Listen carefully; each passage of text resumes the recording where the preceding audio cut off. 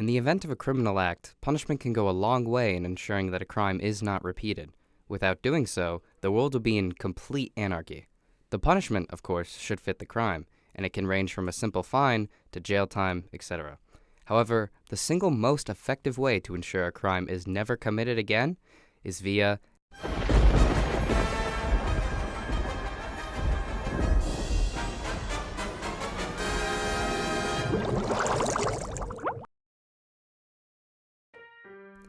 The furthest back we can trace executions are on the Code of King Hammurabi of Babylon, which listed 25 different crimes that were deserving of the death penalty. Although, oddly enough, murder was in fact not one of those crimes, as they had fun back in Babylon. The first ever recorded death sentence occurred in 16th century BC Egypt, where the wrongdoer, who was a member of the nobility, was accused of magic. Thank goodness they took care of that. Some other notable examples of the death penalty in writing included the 7th century BC Draconian Code of Athens, which made death the penalty for every crime that was committed, and in 5th century BC, the Roman Law of the 12 Tablets codified the death penalty as well. The Romans, in particular, are known for some interesting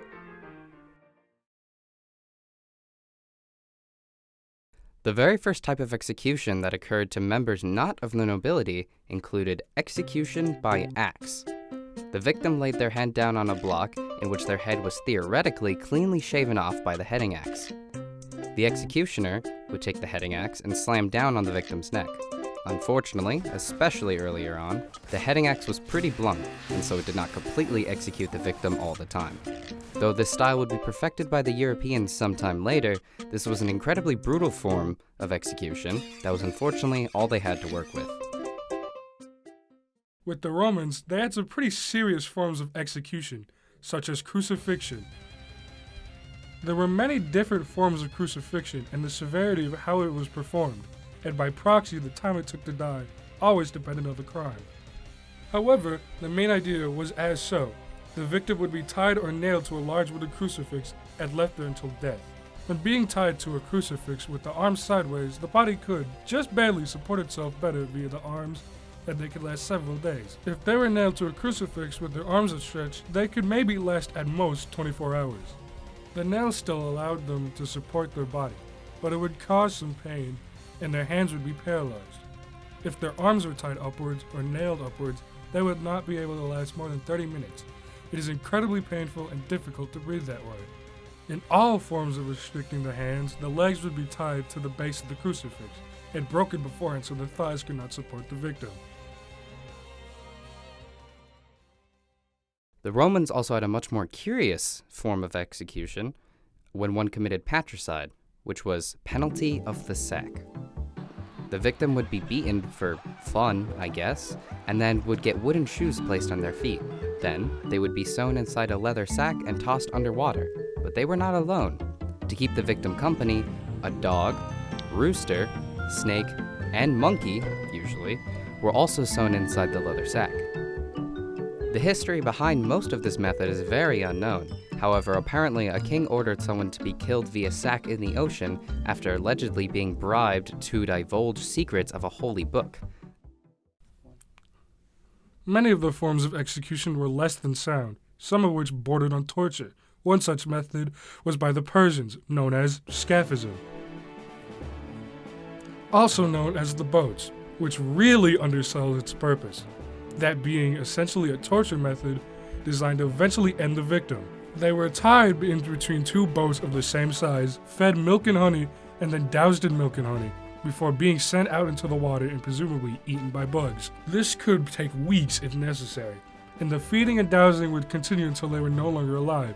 The issue with this method in particular is despite its infamy, there is no real proof that it was ever actually done. Besides only 2 found writings, the proof of the bodies is obviously long gone, as these Persians are also long gone at this point. Although much is unknown and its accuracy is debatable, its barbarism cannot be ignored. Although the Romans and Persians have even more forms of execution, most of them are much more basic than those. and a form of execution that was probably the most popular and used for the longest time also started with the Persians. This is hanging. The victim would get a rope tied around their neck, and they would be suspended about 20 feet in the air. Although they would be standing on something as the rope is being tied, after the rope was tied uncomfortably around their neck, they drop and the rope suspends them mid-air. Either their neck snaps or they suffocate, which can take around 10 to 20 minutes. It's not the most humane form of execution, but it was at low cost and got the job done, which for most of history is all they were looking for. Fuck. Although not used anymore, the poster child of capital punishment would be that of the guillotine. The cornerstone of French engineering, the guillotine was essentially an upgrade to the previous beheading. The victim would be secured into a pillory at the bottom of a large wooden frame, with a blade sitting at the top of it. After the necessary ceremony was done before the execution, the blade would fall into the victim's neck, swiftly cutting it off. The reason this was seen as much more humane was due to just how swift and clean the cut was. With many beheadings by sword or axe, it would almost take multiple swings before the head was taken off, causing a lot of discomfort before death. Now, death came swiftly and cleanly, and it was able to be done many, many times in a row, a necessity during the French Revolution. However, the use of it was discontinued due to France outlawing capital punishment entirely, and the fact that despite the head coming off, the blood inside would still mean the head could be aware and conscious for multiple seconds after death.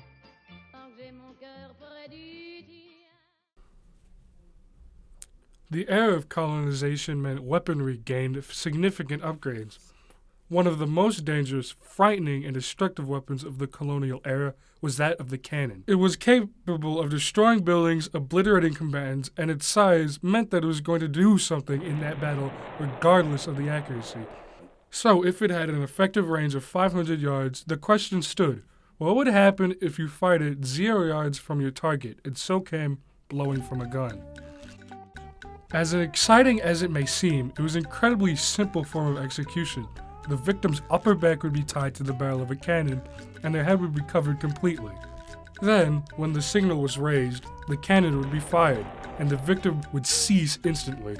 The body would be completely destroyed, with reports of limbs going upwards of to 50 feet midair. Though somewhat costly, its effective body removal made it great for executing rebels of the insurrections, which is what it was mainly used for. Though practically all countries stopped using this in the 20th century, there are rumors that North Korea still uses this method, albeit with anti-aircraft guns instead, even today. Nowadays, in the United States, there are only two main forms of execution, although this one has fallen out of favor in very recent times. Of course, that would be the electric chair. The victim is shaved before being attached to a wooden chair via leather straps and blindfolded. A saltwater-soaked sponge cap is put on their head, and the shocks are ready to be administered. The idea is that one very large shock is given to render the victim unconscious, then smaller, but still very powerful, shocks are given to damage the organs enough to render the victim then deceased.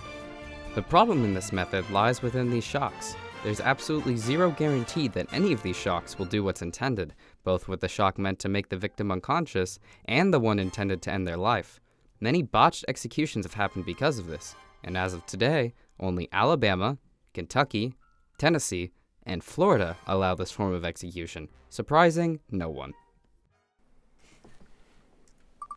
The single most used and comfortable method of capital punishment that is used today in the United States is lethal injection. The victim is strapped to a gurney, and their arms are swabbed with alcohol. Interestingly enough, sterilization is taken incredibly serious despite the end goal being death. After the necessary ceremony has been performed, 2 IVs are placed into the victim, and the drugs are administered. Only one is required, but 2 IVs make sure that if the first one fails, the second can finish the job before any discomfort happens. The following drugs are passed through the IV in this order. First, an anesthetic agent is given to knock the victim unconscious in less than 30 seconds, and allows them to not feel any of the pain of organ failure. Next, a muscle relaxant is given that essentially paralyzes the skeletal and respiratory muscles. Finally, a potassium salt is given which increases the concentration of blood, causing an abnormal heart rate, and meaning that the final cause of death is cardiac arrest. Ironically, this is viewed as the most humane way to end an accused life, with the only problems arising in finding a vein, which can be argued as cruel and unusual if it takes too long to find. The European Union also makes it difficult to obtain the drugs given their anti-capital punishment stance.